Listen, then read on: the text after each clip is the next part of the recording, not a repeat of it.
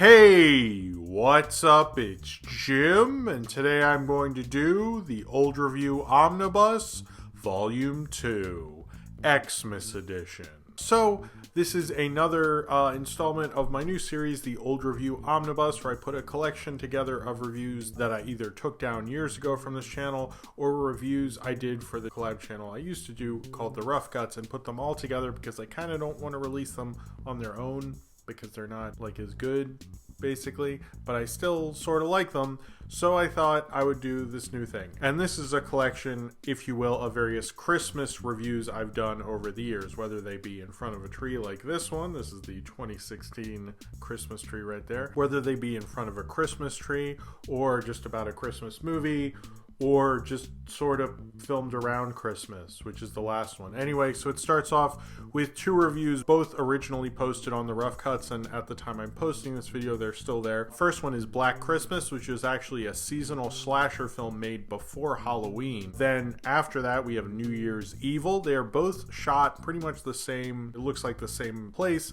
in my old apartment, in front of the Christmas tree with my beautiful cat Olive. Then right after that, I have Scrooge from 2009. You'll notice a lot of these older reviews don't have any music on them. I didn't actually do music till about 2010 with my How to Train Your Dragon review. So some of these won't have music, so I hope, I don't know. I didn't want to George Lucas them up and put music, so I didn't. So Scrooge, and you'll see a Christmas tree in front of that one. After that, it's a review of Home Alone 4, and then I go on about how I think they should do a Home Alone reboot, which you probably heard me say somewhere, but it was the first place I ever said it on a video, was in that video. After that is a review of Robert Zemeckis' A Christmas Carol from 2009, and then finishing off is the final review, which is of Sherlock Holmes, when I reviewed that in Ocean City, Maryland, because I decided to go there right after Christmas and see Sherlock Holmes there and review it at Ocean City for whatever reason. That will later connect to a video you'll probably see on Sunday, and you'll figure out that later. But anyway, I hope you enjoy these 6 videos, 3 of which haven't been online in many years. The other 3 are on the Rough Cuts, but you don't need to go there. You can just watch them here or check out the Rough Cuts review playlist. But thank you very much for watching these. I hope you enjoy them and have a very Merry Christmas. Let's roll the videos. Hey, what's up? It's Tuesday. I'm Jim here for the Rough Cuts, and I figured I would do a Christmas video. Thus why I'm wearing this hat, and I have a Christmas tree in back of me. So, yeah. Anyway, so today's film, in time for the Christmas season, is Black Christmas. Now, Black Christmas is a 1974 film about a sorority house. During Christmas, someone is calling them constantly, leaving obscene phone calls, and slowly killing them.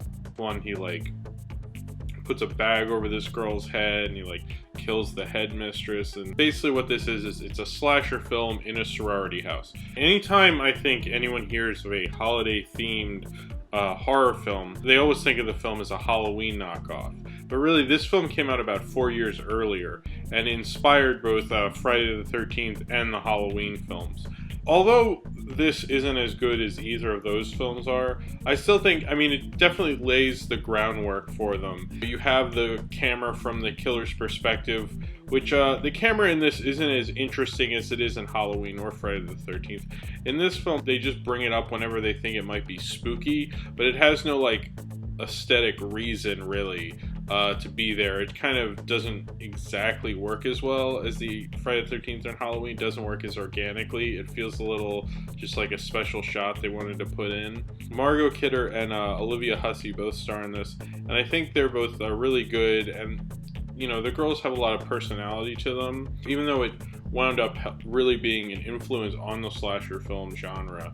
I don't think it's one of the best slasher films. Maybe that shows sometimes the film or the band or whoever who starts something isn't always the best at doing it. Sometimes, it's the first thing, and it is. But in this case, I'm not a huge fan of it. I have seen it twice, and maybe I'll see it again next Christmas. I do like the perspective shot in this. It's just I think the thing that ruined Black Christmas is everything that was influenced by it and everything that's ripped it off, because now when I watch this film, it doesn't seem that original. I still think it's a pretty decent horror film, and even if it was a ripoff, I still think it'd be a pretty damn good film. I've heard rumors that this was re-released when Halloween came out, because there are so many like holiday-themed ripoffs that they thought, well, this already exists, so we'll just re-release it. But I can't find any information about that now, but I swear I heard that before, so I might be completely off on that. This film's directed by Bob Clark, and Bob Clark also directed another big Christmas classic, A Christmas Story. He directed Black Christmas first, and it was his idea to do a horror film during a festive holiday. He liked kind of that juxtaposition. They thought about calling it Silent Night, Evil Night. It actually came out right in time for the Christmas season on December 20th, 1974, and this is a Canadian horror film and actually opened in Canada in October. You know, Halloween came out in August, so I guess it's okay. The remake of this got to be put out on Christmas Day, but this one didn't for whatever reason. They did make a 2006 remake of it, which sounds kind of awful, and I haven't seen it, so maybe one of these days, I don't know. I would be interested to see Black Christmas back to back with A Christmas Story and see if there are any similarities or if there's any Black Christmas references in A Christmas Story. I kind of both equally like that this isn't part of the big slasher film time period, and also dislike it because I feel like it's kind of handicapped by being a 70s Hollywood movie mystery, bland 70s whodunit in some places, and maybe I would have liked kind of that synthy score and, you know, that typical late 70s, early 80s shtick maybe a bit more. I like kind of the slasher period more than the pre-slasher period, I guess. Thank you very much for watching. If you have seen Black Christmas and you would like to talk about it, then comment below in the comments. Subscribe to the Rough Cuts if you haven't already. Subscribe to my main channel, which is in the info box below, and follow me on Twitter, Tumblr, and potentially VHX, and follow Earl Barrett Holloway's Tumblr. He does the picture that is at the beginning and end of this video. Merry Christmas. That's what you're gonna do.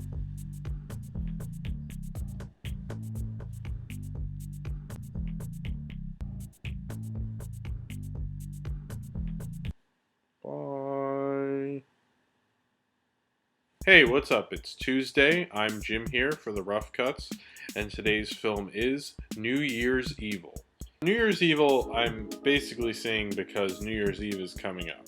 Now you're probably wondering why I have this tree in back of me. Well, it's a really nice prop, and people usually have their trees up this time of year anyway, even though I guess it doesn't really have anything to do with New Year's Eve.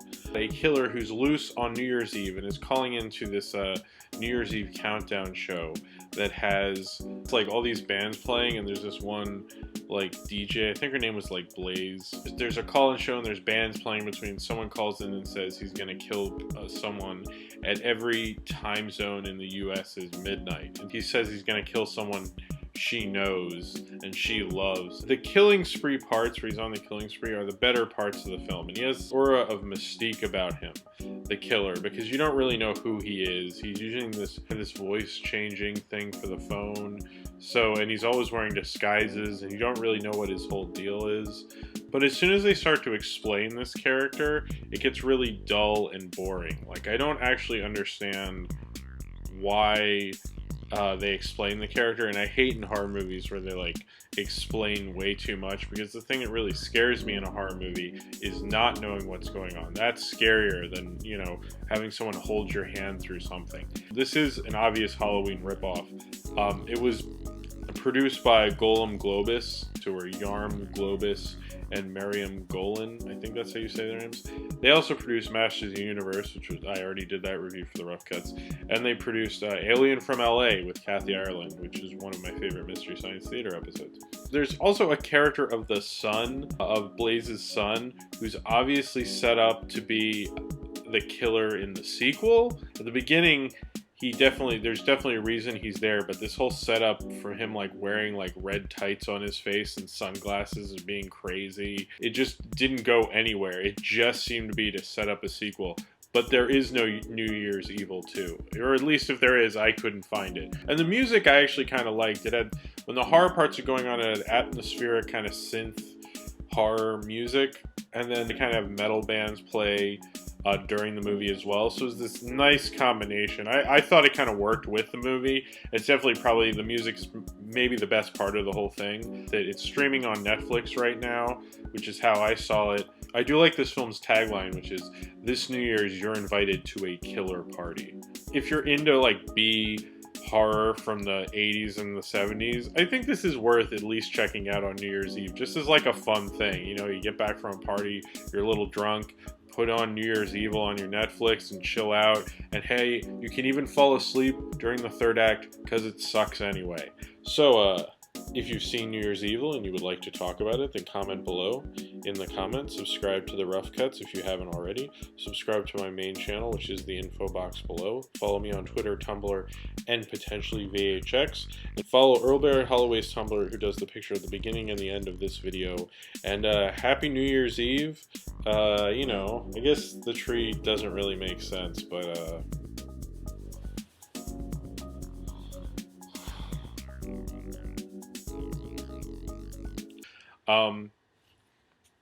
hey, it's Jim, and today's movie is Scrooged, which is the, I guess, more modern, or at least 80s modern take on A Christmas Carol. This is, I guess, my Christmas video. Right next to me is my tree. I remember watching this back when, on old Comedy Central back in the day, and they played it, I feel like every year for a little while they played it. And I always liked it. I always liked watching it every year. You know, I'd always watch it so there's commercials and it was edited and things. Yeah, there are parts that are pretty cool, but most of it, I don't know. I just didn't think it was as good as I remembered it being. I like Bill Murray, but I don't feel like he was given enough of a chance to like really do enough. This was directed by Richard Donner. It was directed between Lethal Weapon 1 and Lethal Weapon 2. And even before Lethal Weapon 1, he did The Goonies. So I think it was a good period for him. It's just kind of an odd misstep, I guess. I mean, there are problems with this film. And one of them being that, how does a secretary for a major network executive, like the head of a network, get paid like nothing? Like, that doesn't really work. With Bob Cratchit it worked because it was like this small business. But with a TV network, they really, I mean, it was kind of probably hard to come up with how to do Cratchit in that setting. Because, I mean, okay, I guess he underpays his secretary that bad, but it just seems to me like that's like really extreme. I don't know. Like the whole thing with, you know, I guess the new Tiny Tim character who just couldn't speak, or chose not to speak, and he was like kind of, then, I don't know, that just seemed like a little stupid. Robert Mitchum, I mean, he's in it, certainly, and I don't know, I didn't like his role that much. I felt like they could have done more. The scenes with Robert Mitchum and Bill Murray should have been, like, more killer, because you have, like, how many times you have Robert Mitchum and Bill Murray in a movie together? Well, this movie was sold heavily on the fact that they're ghosts in it, because, you know, Bill Murray was in the movie Ghost with Patrick Swayze, and some of the taglines in the U.S. it was, "Bill Murray is back among the ghosts, only this time it's 3 against 1. Some of the other titles in other countries, thanks Wikipedia. In Brazil, it was called, this is translated of course because I don't speak Brazilianese, is The Ghosts Strike Back. In Spain, because I don't speak Spanish, it was called The Ghosts Attack the Boss. And then in Italy, where they speak Italian, it was called SOS Ghosts. So, you know, I guess they really wanted that Ghostbusters sequel pretty bad, but, you know, they had to wait a little bit. If you have fond memories of it, and you really, like, don't trust what I'm saying, I say rewatch it, because I think you'll be surprised. I think maybe TV maybe even enhanced this film, because I don't think I watched it without commercials until when I bought the DVD. So maybe that flow that they had back then was really good with it. If you've seen this film or would like to talk about Christmas in this film or memories of watching this film or whatever, comment below. And then subscribe if you would like to, and have a Merry Christmas and a Happy New Year, you know. So, yeah. It's my Christmas tree. Hey, what's up? It's Tuesday. I'm Jim here for the Rough Cuts. Today's film is Home Alone 4. Home Alone 4 is the fourth film in the Home Alone franchise, and quite honestly, the absolute worst. I've seen 1 and 2 countless times. Home Alone 4 is not like Home Alone 3, which, by the way, I haven't seen really. I saw Home Alone 3 at the post office I always used to have to go to, and it was always on, but I had to wait so long. I honestly think I have seen the whole thing. I've just seen it on mute at the post office. I guess this is a reboot, although I read on the internet it could be an interquel, which is when you make a sequel that takes place between 2 films after those 2 films have been made. So like the Metroid Prime video games. That was the example on Wikipedia. In this movie, Kevin is some age he was that was between 1 and 2. I don't know. It doesn't matter. That's a stupid theory because it's not even like realistic. It's just Buzz, one of his sisters, and him, and his parents are divorced. So like, let's further shit on my parade. Not only did we make a Home Alone 4, we're gonna have Kevin's parents get divorced. I mean, why don't you just tell me Santa Claus isn't real? That's like that actually kind of pissed me off. But then he goes to where his dad lives with his new girlfriend who's like younger and rich, which is this crazy, you know, smart house they call it, and you have remotes and you talk to them and it's like door open. And it's like this really fancy, amazing house, and like she's super rich and she'll just like buy his love. Like she made this awesome kids room with like huge TVs and video games and all this stuff, but she's an evil person. She's like mean and rich and stupid. Anyway, he's in this tricked out crazy house where he's got like a huge TV and a massive bed and a computer, and then the Marv comes from the Wet Bandits, but he's not played by Daniel Stern, who said it was an insult that they asked him. Apparently they didn't ask Macaulay Culkin or Joe Pesci. So then he sees that the Wet Bandits, or it's like, no, not the Wet Bandits, it's just Marv and his like girlfriend, and they're trying to break into this house and kidnap the prince. But oh yeah, there's like a royal family who's visiting the crazy smart house for Christmas. What they're the royal family of, they never get into that. I don't know why a royal family of anything would go to a smart house in America during Christmas. She has a butler who I guess is trying to do the Tim Curry thing from Home Alone 2. You know how in Home Alone 2 he had the talk boy?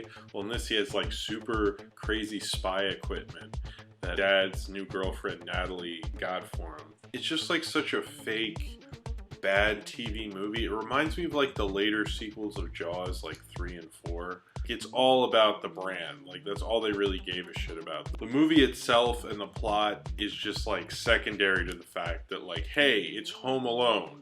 Apparently they wanted to do 1, they wanted to do 3 with Macaulay Culkin as a teen, but he didn't want to do it. The thing with this is I had kind of a morbid curiosity. If you ever see French Stewart is in a movie or anything that's not Third Rock from the Sun, just don't watch it. Wasn't he in Inspector Gadget 2? The kid actor, he's supposed to be like 8 or something, and he looks like at least 5 or 6, or maybe younger. He looked like really young, and he wasn't really good at all. And a lot of the scenes where like the slapstick scenes weren't actually that well edited together. Like there was one scene where like they're getting drowned because he floods the house because they're coming to attack him. I don't know. None of the stunts were really that well done, but when they're drowning and stuff, I could barely tell what's going on. It just looked like confusing and awful. This was actually a pilot they made to launch a Home Alone TV series. At the end of this movie, his parents get back together. Spoilers. In the original pilot, the ending was they didn't get back together, which kind of made more sense because them getting back together kind of came out of nowhere a little bit. This has to go down as one of the worst sequels, like probably ever. Why call them the McAllisters?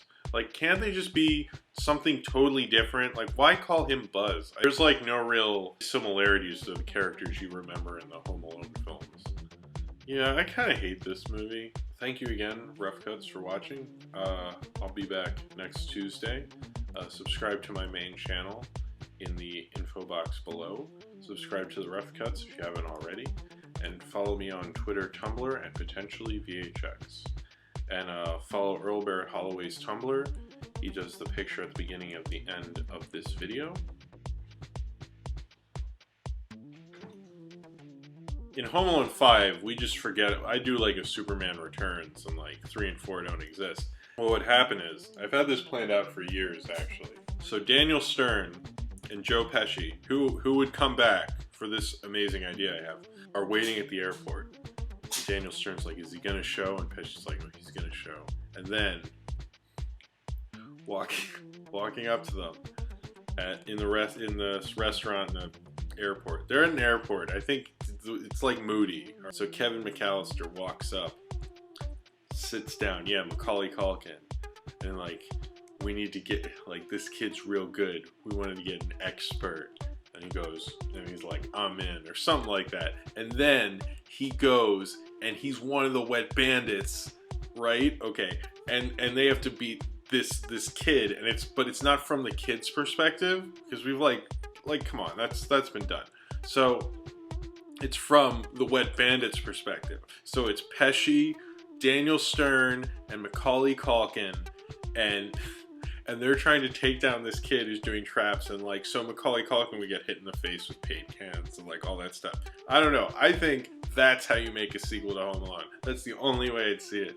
Hey, what's up? It's Jim, and I just saw the new Robert Zemeckis film, A Christmas Carol, which stars Jim Carrey and all that stuff. The performance, Jim Carrey especially, he did a great job, not just as Ebenezer Scrooge, but he also does all three ghosts. The first ghosts have a lot, I mean, the very first ghost, Christmas Past, I really didn't even know it was him. But I always kind of wrapped up in what was going on. And Present I really liked. I could tell that was him, but I really liked it. The other actors, Gary Oldman is good. He's good in anything. You know, I liked Robin Wright Penn. There's certain scenes when I watched them, I was like, whoa, this is a Christmas Carol right now? Like, there's a scene with Jim Carrey and, or Scrooge and his wife or his girlfriend or whatever, and they're breaking up. That was pretty powerful. And there's certain scenes that visually, like, there's a thing at the end of Christmas Present with his clocks and all these shadows, and I really like that. And it reminded me of Zemeckis' better work, which I consider probably one of his best periods. Was like Back to the Future, then he did Roger Rabbit, and then he did Back to the Future 2. But I think Zemeckis, kind of his ego and his showiness is his greatest downfall, because like there's certain points where you just, and this is nothing to do with the style at all. This is just like, if this was made as a regular film, having this dance and then the camera like zooms out to like, so you see everything, it just took me out of it. Why in the middle of A Christmas Carol are you just showing off like your awesome like jib or whatever that you can do digitally? Whoop-de-shit, like who cares, because it meant nothing. Chill out, you know, like show some restraint. That's the biggest problem with this film, is like, there are parts I really liked, and then you just fuck it up and have like Scrooge fly all over the place and become a little Scrooge and crap. Like, dude, like, and even when there's a little Scrooge, the stuff he was observing, I was like, oh, this is a good scene. Then you're like, oh wait, he's a stupid little Scrooge, and there's a, like, what? Why do you need to be a little Scrooge? Ebenezer, like the design for Scrooge, great, awesome, but then some of them, like the guy Bob Hoskins played, I was like, is that a Play School character? Did Play School make him? Like, because that's what it looked like. Didn't like this smooth thing. I don't know, the whole time, and then my problem with this film and with Beowulf, I feel like they would have been much stronger and better films if they had not been done with this motion capture bullshit and actually made the film live action. And, you know, I never feel that way when I see, like, Astro Boy or Ponyo or Up or WALL-E or Ratatouille or basically all the animated movies. So, clearly they're doing something a lot better than you are, because every time I see a movie, I'm like, wow, it would have been cooler to see Jim Carrey in all this Scrooge makeup doing a great performance. There are parts I really got into the movie and stuff, and I think it's good, and I know, like, everybody's going to hate me for saying this, but I think if kids grow up with this A Christmas Carol, that's not a shame or anything, you know? I mean, I think they're better Christmas carols, certainly older ones and stuff, and, you know, I mean, I watched the Muppets Christmas Carol last Christmas, and I had a great time, but this movie, I think there's enough good parts that when you see it, it's good. It really gets the whole kind of era and feel to it. I mean, there's certain parts, like the end gets a little to the cheese, but I think it's good, and, you know, I didn't like Beowulf, I hated Polar Express, but this is better. I honestly, Robert Zemeckis, stop making motion capture movies. If you've seen this film and would like to comment or talk about motion capture or whatever you want to do, comment in the comments below. And subscribe if you would like to. And that's about it. And yeah. Naughty cat. Are you a naughty cat? Naughty cat. You're a naughty cat. Naughty cat. Mess with my lighting. Hey, what's up? It's Jim. And I am in Ocean City right now. And I just got back from seeing Sherlock Holmes, which is a new movie. It stars Robert Downey Jr. It's directed by Guy Ritchie and also has Jude Law in it. So yeah, it's good. But if you saw the Hellboy movies, you're like, yeah, that was good. But I don't ever need to own this on DVD, or I'll probably watch it on TV sometime. I think Robert Downey Jr. he's good at being a leading man. But he's really fun. You feel like you're at a party when you're with Robert Downey Jr. I think both Robert Downey Jr. and Jude Law really totally, especially Jude Law, are total fans of Cary Grant, and it shows, a good buddy team. Some of it was pretty witty, some of it was, Rachel McAdams, alright. There's this girl who played Jude Law's fiance, and I've seen her in the Russian Dolls. She's kind of cool to see her in something bigger. I don't really understand what the guy from Ain't It Cool News has anything to do with this movie, but I don't know much about Sherlock Holmes really. I do know that there has been Sherlock Holmes films since I think about 1914, 1916, around there. So this is a long-running franchise, obviously. I mean, it's not the same people, so I guess maybe it's not a franchise, but it's cool that they still make them. When they try to make action movies set in the past, a lot of times they suck, like Wild Wild West or something. And the technology is just incredibly stupid.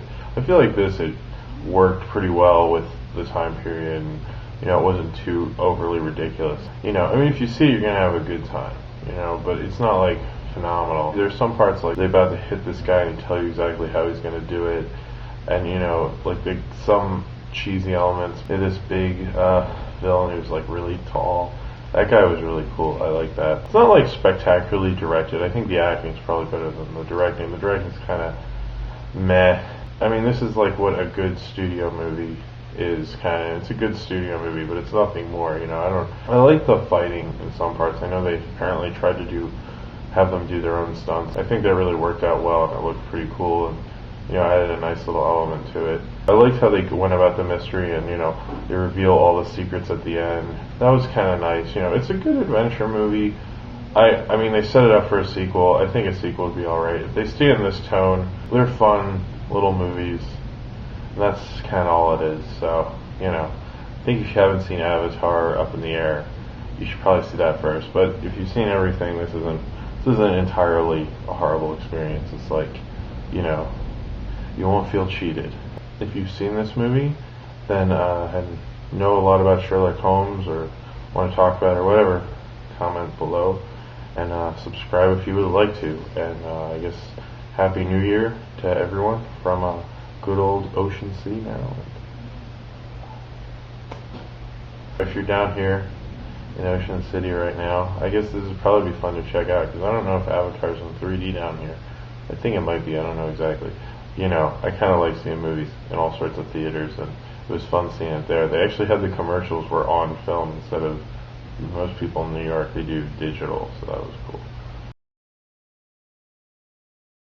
And that was the Old Review Omnibus Volume 2 Xmas Edition. I hope you have a Merry Christmas and a Happy New Year, and you enjoyed all this old crap that I had on hard drives that I decided to make into a video, and hopefully this was kind of good. I think it's kind of cool. You saw me wear a Santa hat a lot, so that's something, I guess. I don't know. Anyway, so if you would like to talk about the Old Review Omnibus, then comment below and subscribe if you would like to. And thank you very much for watching. I'll see you next time.